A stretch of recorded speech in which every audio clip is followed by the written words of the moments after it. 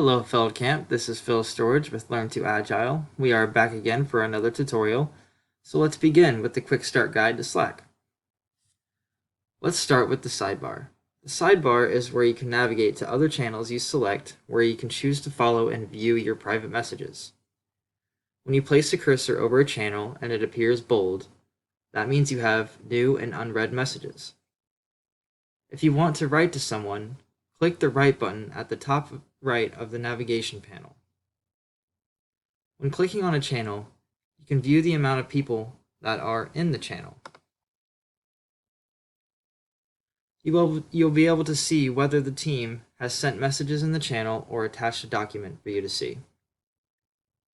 You can also change messaging options and send emojis to each other to get reactions out of your teammates or verification from them.